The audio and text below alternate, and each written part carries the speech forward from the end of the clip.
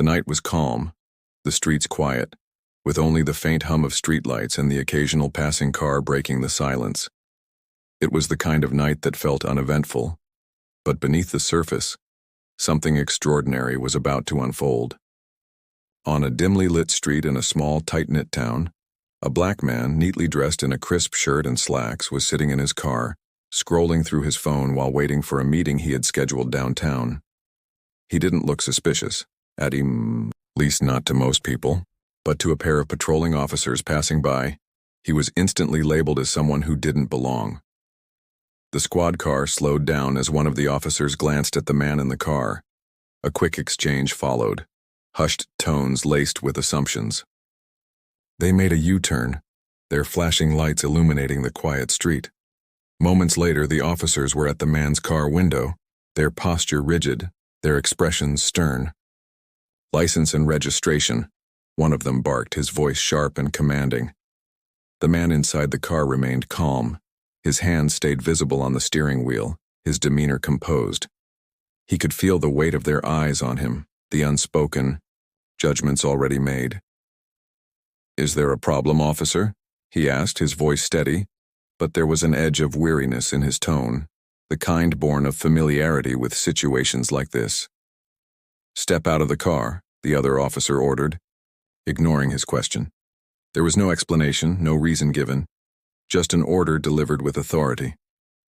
The man hesitated for a moment, not out of defiance but from sheer disbelief. Was this really happening? Again? But he knew better than to argue. Slowly, deliberately, he opened the car door and stepped out. What followed was a scene all too common yet no less heartbreaking. The man was handcuffed right there on the sidewalk, his car searched without cause. Passers-by slowed down, some pulling out their phones to record, sensing the tension. The man stood tall, his composure unwavering despite the humiliation unfolding in front of him. But what neither the officers nor the onlookers realized was that this man was no ordinary citizen. He wasn't just anyone they could harass and discard without consequence. This man carried a badge of his own, not just any badge, but one that made him their superior, the chief of police. As the man stood there in cuffs, he observed the officers carefully, saying little as they continued their routine. He knew the power he held, the authority he represented, but he also knew this wasn't the time to reveal his hand. Not yet. He wanted to see how far they would go, how deep their bias ran. "Mind telling me why I'm being detained?" he asked again, his tone calm but firm. "Suspicious activity," one officer replied, avoiding eye contact. "And what activity would that be?" The officer faltered for a moment, glancing at his partner. It was clear they didn't have a solid answer, but they were too committed to back down. The tension grew thicker, the air around them heavy with unease. Onlookers whispered among themselves, some filming from across the street, their faces a mix of curiosity and outrage. And then, just as the officers began to search through his belongings, the man spoke words that would stop them dead in their tracks. "Before you go any further," he said, his voice steady, "I think you should know who I am." The officers exchanged puzzled glances, a flicker of doubt crossing their faces. But before they could respond, the man added, "I'm Chief Marcus Miller, your police chief." For a moment, the world seemed to stop. The officers froze, their faces draining of color as the weight of his words sank in. And just like that, the power dynamic shifted in an instant. The silence hung in the air, heavy and unbroken, as the officers stared at him in stunned disbelief. Chief Marcus Miller. The name alone should have commanded their respect, but instead, it left them frozen, unsure of their next move. Their authority, so firmly wielded moments before, now felt like it was slipping through their fingers. One officer cleared his throat, fumbling for words, but nothing coherent came out. Marcus, still standing in the handcuffs they had placed on him, watched their reactions carefully. He wasn't angry, at least not in the way they might have expected. No raised voice, no accusations. Instead, he stood there quietly, his expression unreadable, like a man who had seen this scene play out too many times before. It wasn't The first time he had been judged by the color of his skin before anyone bothered to see the badge on his chest or the decades of experience behind it. One of the officers, the taller of the two, seemed to recover first. His face twisted into something defensive, almost as if he was trying to convince himself he hadn't just made the biggest mistake of his career. "Chief Miller?"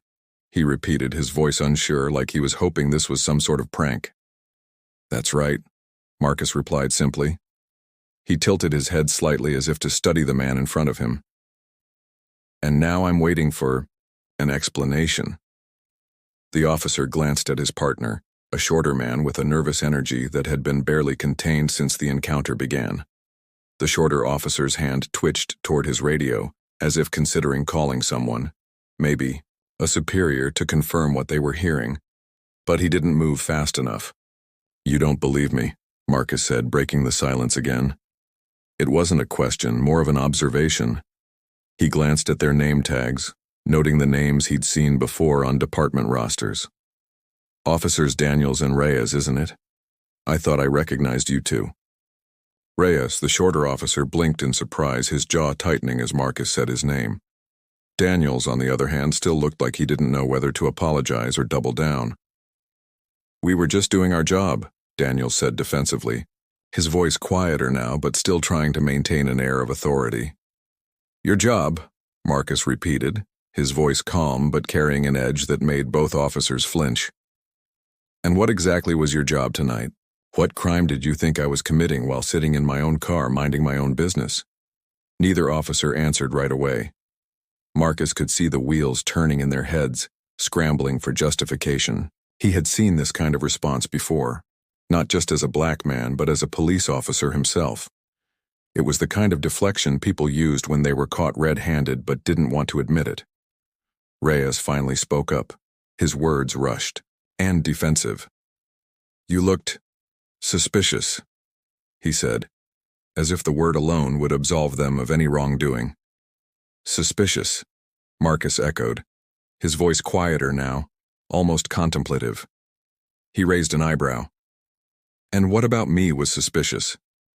The car, my clothes, or was it something else entirely?" Reyes didn't answer, his face flushing as he realized the trap he had walked into. Daniels shifted uncomfortably, his jaw tightening as he avoided Marcus's gaze. The tension was palpable now, the kind that made time feel like it had slowed down. A few more people had gathered at a distance, their phones still recording. Marcus noticed them out of the corner of his eye but didn't let it distract him. His focus remained on the two officers who had made the mistake of letting their biases guide their actions. "What do you want us to say?" Daniels finally asked, his voice sharp with frustration. "We were doing what we thought was right." "And now that you know who I am," Marcus replied evenly, "do you still think it was right?" Daniels opened his mouth to respond, but no words came out. He looked down, his hands clenching and unclenching as the weight of the situation settled on him. Reyes, meanwhile, was staring at Marcus like he couldn't help but think about all the times he'd tried to address issues like this within the department. He'd held training sessions, brought in speakers, and implemented policies meant to prevent exactly what had happened tonight. And yet, here he was, handcuffed on the side of the road by his own officers. Inside the house, the familiar creak of the floorboards greeted him as he stepped through the door. The quiet warmth of the space was a stark contrast to the cold tension of the street he'd just left behind. His wife, Angela, was sitting on the couch, a book open in her lap. She looked up as he walked in, her eyes narrowing slightly as she read the expression on his face. "What happened?" she asked, setting the book aside. Marcus sighed and sank into the chair across from her. He didn't even know where to begin. "Two of my officers pulled me over tonight," he said finally. Angela tilted her head, waiting for him to elaborate. "They said I looked suspicious," Marcus continued, the bitterness in his voice evident. "Handcuffed me, searched my car, the whole 9 yards. Angela's face hardened, a mix of anger and disbelief flashing in her eyes. "You're kidding." "I wish I was." She shook her head, leaning forward. "Do they even realize what they've done, the example this sets, and in your own department, Marcus, your department?" Marcus rubbed his temples, feeling the tension build again. That's what makes it worse. This isn't some isolated incident out there in the world. This is home. These are my people. I'm supposed to trust them, to lead them, and now, Angela reached out, placing a hand on his arm. And now they've shown you exactly where the cracks are. Maybe it's not what you wanted to see, but you needed to see it. Her words lingered with him as he tried to sleep that night. Angela was right. This wasn't just about Daniels and Reyes. It was about a culture that allowed this kind of thinking to take root, to go unchecked. And if it could happen to him, the chief of police, then what chance did ordinary citizens stand? The next morning, Marcus arrived at the station earlier than usual. The building was quiet, the early shift just starting to trickle in. He walked through the halls, his presence commanding attention even without a word. People nodded as he passed, some offering brief greetings, but Marcus wasn't in the mood for small talk. In his office, he sat at his desk, staring at the framed photos on the wall, pictures of him with his family, his academy graduation, his first day as chief. They were all milestones, reminders of how far he had come. But today, those photos felt more like a challenge than an achievement. When Daniels and Reyes arrived, Marcus called them in immediately. They entered the office hesitantly, their postures tense and their expressions uneasy. Marcus gestured for them to sit, and they did, their eyes darting around the room as if looking for an escape. "You know why you're here?" Marcus began, his voice steady but firm. Neither of them responded, so he continued. "What happened last night wasn't just a mistake. It wasn't just poor judgment. It was a failure, on your part, on my part, and on the part of this department. And it's not something I'm going to let slide." Reyes shifted uncomfortably in his seat, while Daniels sat rigid, his hands clasped tightly in his lap. "I want to understand," Marcus said, leaning forward slightly. "When you saw me sitting in that car, what went through your minds? What made you decide I was suspicious?" Reyes glanced at Daniels as if hoping his partner would take the lead, but Daniels stayed silent. Finally, Reyes spoke, his voice quiet and hesitant. "We didn't recognize you, Chief. We thought you might have been someone else." "Someone else," Marcus repeated, his tone neutral, but with an edge that made Reyes look down at his hands. "It wasn't personal," Daniels added quickly, as if that would somehow make it better. "Not personal?" Marcus's voice sharpened. "Do you think the people we serve feel like it's not personal when they're treated the way I was last night? Do you think they care whether or not you meant it?" Daniels opened his mouth to respond, but Marcus held up a hand to stop him. "Intent doesn't matter as much as impact," he said. "And the impact of what you did last night goes far beyond me. It reflects on this entire department, on this entire community, and it has to stop." He let the words hang in the air for a moment before continuing. "I'm going to make sure you both understand exactly what went wrong and why. Because if you don't learn from this, you have no business wearing that badge. Do you understand?" Both officers nodded, their faces pale. "This isn't just about you," Marcus added. "It's about every officer in this department. What happened last night is a symptom of a bigger problem, and it's my responsibility to fix it. But that starts with you taking accountability for your actions." The meeting ended shortly after, but the conversation lingered in Marcus's mind throughout the day. He knew this was only the beginning of a much larger battle. Changing a culture, addressing biases, and rebuilding trust weren't things that could be done overnight. It would take time, effort, and the willingness to face uncomfortable truths. As the day went on, Marcus started planning. He called a meeting with his leadership team, outlining new steps for training, oversight, and community engagement. He reached out to local activists and community leaders, inviting them to share their perspectives and help hold the department accountable. But even as he worked, a part of him couldn't shake the feeling of frustration and doubt. Could he really make a difference? Could he change a system that had been broken for so long? That night, as he sat at his desk reviewing reports, Marcus received a message from one of the community members who had been filming the encounter the night before. It was a video clip, raw and unedited, showing him in handcuffs, calm and composed, as the officers searched his car. The caption read, Even the chief isn't safe. Marcus stared at the screen, the words sinking in like a stone in his chest. The video was already circulating online, drawing attention far beyond their small town. Comments were pouring in, some supportive, others critical, and many asking the same question. If this could happen to him, what hope is there for the rest of us? He leaned back in his chair, the weight of the moment pressing down on him, once again. The conflict wasn't just in his department or his community, it was everywhere. And he knew he couldn't solve it all, but he also knew he couldn't look away. The next few days were anything but quiet. The video of the incident had gone viral, and it was now the talk of the town and beyond. News outlets picked up the story, headlines flashing phrases like police chief detained by his own officers and racial profiling hits close to home. It wasn't just a local issue anymore, it was a national conversation, and Marcus found himself at the center of it. Calls flooded into the station. Some were from community members expressing outrage, others from reporters demanding statements. Marcus had spent his career working to build bridges between the police and the community, but now those bridges felt shaky, as though they could collapse under the weight of the controversy. Inside the department, tension was brewing. Officers whispered in hallways, their glances shifting nervously when Marcus walked by. Daniels and Reyes had become pariahs among their peers, some officers openly criticizing them, others keeping their distance entirely. But Marcus knew this wasn't just about two men.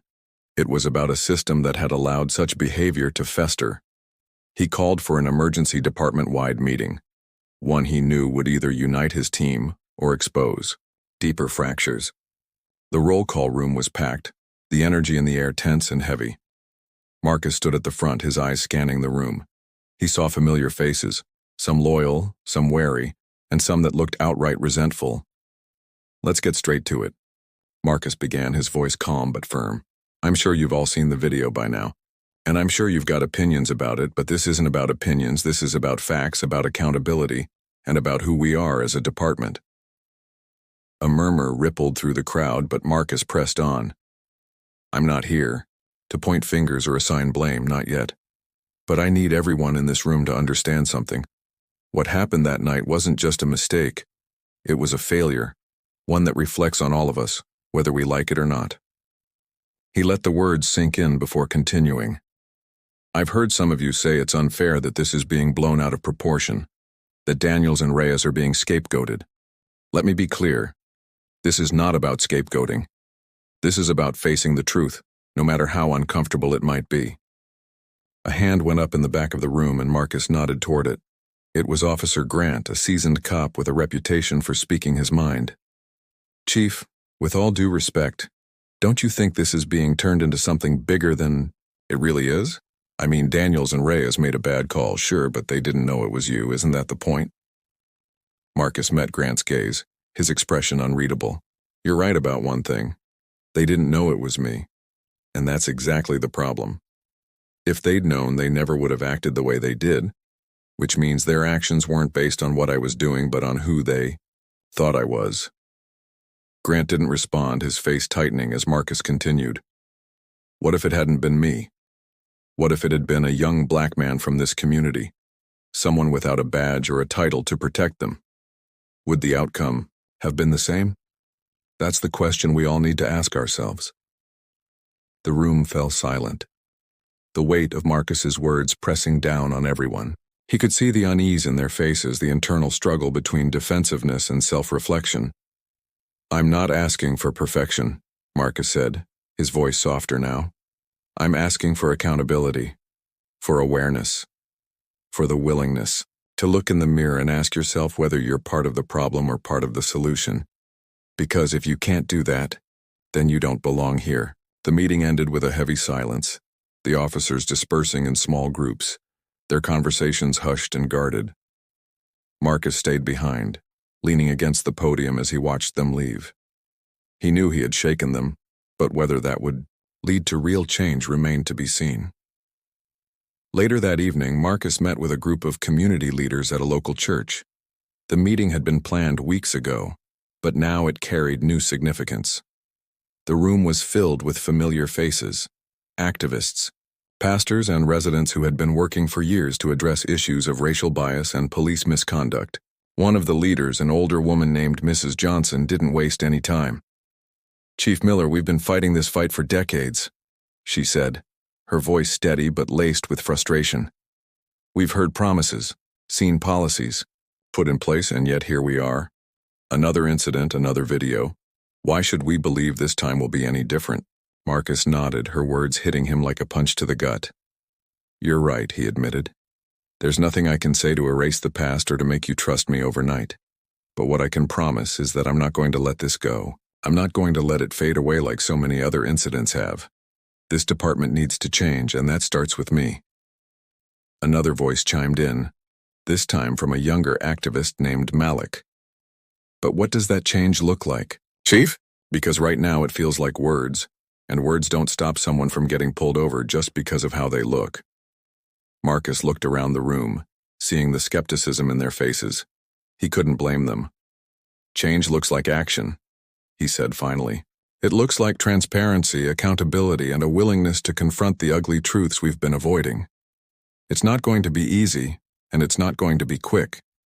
But I'm committed to it, and I need your help to make it happen."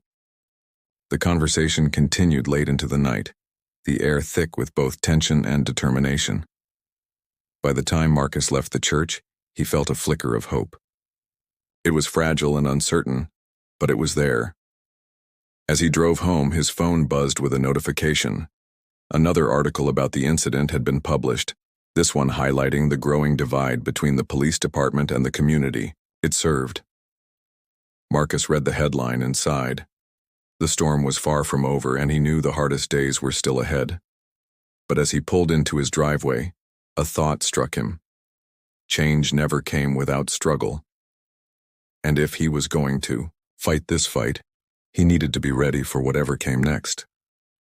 The morning came earlier than Marcus expected. His restless sleep had been punctuated by thoughts of the meeting at the church and the lingering questions about whether he was truly equipped to fix the deep cracks in the system he had inherited. By the time he reached the station, the day had already begun to unravel in unexpected ways.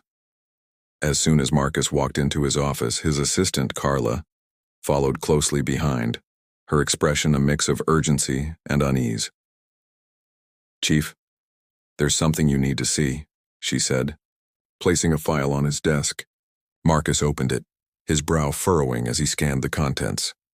It was an internal complaint filed anonymously, but the allegations within were far from vague. The report claimed that Daniels and Reyes weren't just guilty of profiling Marcus during the traffic stop. They were part of a larger group within the department that harbored deeply ingrained biases and had engaged in questionable practices for years. The document hinted at falsified reports, disproportionate stops in minority neighborhoods, and a culture of silence among certain officers. Marcus leaned back in his chair, the weight of the words hitting him like a freight train.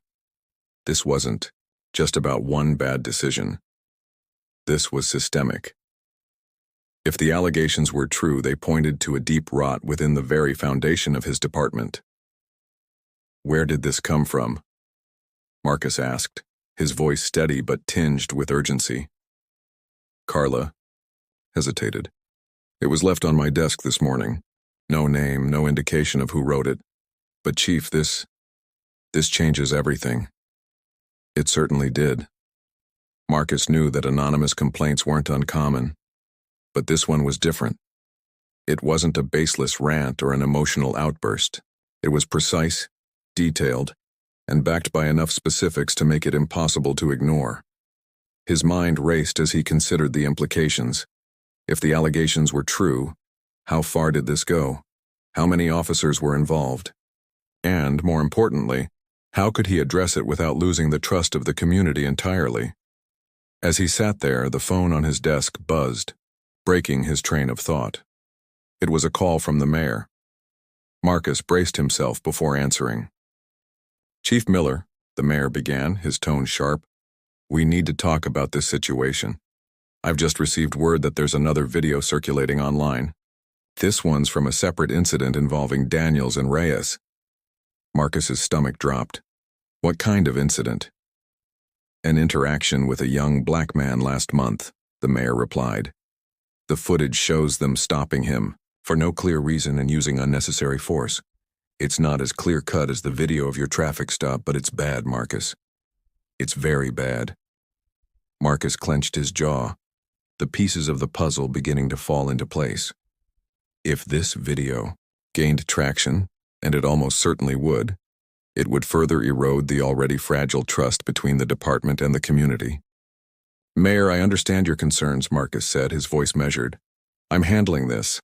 I've already started looking into Daniels and Reyes, and I'll expand the investigation to include this new incident. But I need time. Time is a luxury we don't have, the mayor shot back. The press is all over this, and the community is demanding answers. If you can't get this under control, Marcus, I'll have no choice but to bring in an outside investigator. Do you understand me? I understand, Marcus said quietly before the line went dead. He leaned forward, resting his elbows on his desk as he tried to steady his thoughts. The anonymous complaint, the new video, the growing scrutiny. It was all coming at him like a tidal wave. And for the first time, he wondered if he was in over his head. The day only grew more chaotic from there. By midday, news of the second video had spread, and protests were already forming outside the Xiao station. Marcus watched from his office window as a crowd gathered, their signs and chants demanding justice and accountability. Among them, he spotted Malik, the young activist from the church meeting. Marcus knew he couldn't stay behind closed doors. He stepped outside, the sound of the crowd swelling as he approached. For a moment, there was a tense silence as the protesters noticed him. Chief Miller, someone shouted. What are you going to do about your officers? Marcus raised his hands, signaling for calm. I hear you, he said, his voice loud enough to carry over the noise. And I want you to know that I'm not ignoring this. I've seen the video, and I've received your complaints. I'm launching a full investigation into these incidents, and I promise you there will be accountability. Words aren't enough, Malik shouted, stepping forward. We've heard promises before, Chief. What makes this time any different? Marcus met his gaze, the weight of the moment pressing down on him. Because this time I'm not just reacting to a problem. I'm addressing the root causes, and I'm not doing it alone. I want your input, your perspective, and your partnership. This isn't just my fight, it's ours. The crowd murmured, some looking skeptical, others nodding in cautious agreement. Malik stared at Marcus for a long moment before speaking again. Then prove it. Show us that you're serious. I will, Marcus said firmly. But I need you to hold me accountable. Keep showing up. Keep demanding better. I can't fix this overnight, but I won't stop until it's done. As the crowd slowly dispersed, Marcus felt a flicker of hope, but it was quickly overshadowed by the magnitude of the task ahead. Back inside the station, he called an emergency meeting with his leadership team, determined to get to the bottom of the allegations in the anonymous complaint. But just as the meeting began, Carla burst into the room, her face pale. Chief, there's something else, she said, holding up a USB drive. This was just delivered. No note, no explanation. You need to see it. Marcus took the drive and plugged it into the conference room's computer. The screen flickered to life, revealing security footage from inside the station. The timestamp showed it was from earlier that year, and the video captured Daniels and Reyes talking in the locker room. At first, their conversation seemed mundane, but then it took a darker turn. They laughed as they recounted incidents where they had stopped people for no reason, mocking the individuals they had targeted. The language they used was crude, demeaning, and filled with thinly veiled hostility. The room fell silent as the footage played, the implications sinking in. This wasn't just a case of bad judgment during a traffic stop. This was a pattern of behavior, a culture of disrespect and bias that had been allowed to thrive unchecked. Marcus felt a knot tighten in his chest as the video ended. The stakes had just been raised and the path forward had become even more treacherous. But one thing was clear. This wasn't just about saving his department's reputation. It was about tearing down a broken system and rebuilding it from the ground up. and he would have to do it while the whole world watched. The truth was, Marcus didn't need them to answer. He already knew the answer, and so did they. But what Marcus couldn't shake, what always stuck with him in moments like this, was how easily things could have gone differently. If he hadn't been the police chief, if he hadn't been able to stop them in their tracks with just a few words, where would this have ended? "Let me tell you something," Marcus said, his voice steady but carrying an unmistakable authority that neither officer could ignore. "I've been in this line of work for a long time. I've seen what happens when good cops make bad decisions, and I've seen what happens when bad cops never learn from theirs. The question is, which one of those are you?" The officers didn't respond. They couldn't. Marcus could see the shame creeping into their expressions, the way their bravado from earlier had completely dissolved. But Marcus wasn't finished. He stepped closer, his eyes locked onto theirs. Being a cop isn't just about the badge you wear or the authority it gives you. It's about responsibility, accountability. If you're going to put that badge on every day, then you'd better know what it stands for. And it's not this. The sound of his voice carried across the quiet street, and for a moment there was nothing but silence. Even the bystanders who had been watching seemed to sense the gravity of what was happening. Finally, Daniels spoke, his voice barely above, a whisper. "We're sorry." Marcus tilted his head slightly, studying him. "Are you?" he asked, not in an accusatory way, but in a tone that suggested he genuinely wanted to know. "Or are you just sorry you got caught?" Daniels didn't answer, and neither did Reyes. The silence was telling. Marcus took a deep breath, his gaze softening slightly as he looked at them. He knew this wasn't just about these two officers. It was about something much bigger, something that went beyond this one incident on this one night. "I'll tell you what," Marcus said after a long pause. "I'm going to give you both the chance to make this right. Not for me, but for yourselves. Because if you don't learn from this, if you don't take a hard look at why you made the decisions you did tonight, then you're not just failing me. You're failing everyone you're supposed to protect and serve." With that, he held out his hands, still cuffed.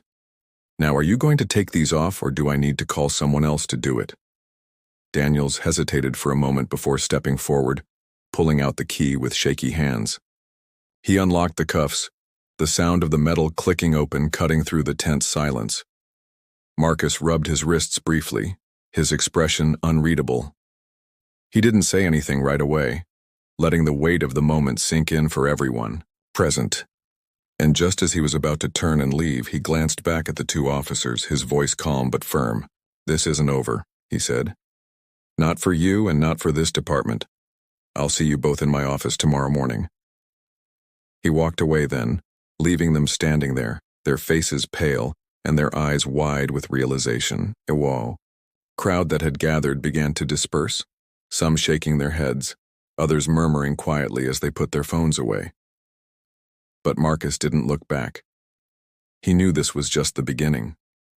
What happened next would depend on whether those officers, and the system they represented, were willing to confront the hard truths staring them in the face. Marcus drove home in silence, the weight of the evening pressing down on him like a heavy fog. He had been through this too many times to count, moments where his skin color became the first thing people saw, moments where authority figures forgot who he was and saw only what they wanted to see. But tonight was different. Tonight, it wasn't some stranger or an outsider who had crossed the line. It was two officers from his own department. As he pulled into his driveway, Marcus sat in the car for a moment, letting the engine idle. The glow of the street lamp outside cast long shadows across the pavement. He thought about Daniels and Reyes, about their reactions when they realized who he was. Was it fear that he would punish them? Embarrassment for their behavior? Or was it something deeper, something they didn't even fully understand themselves?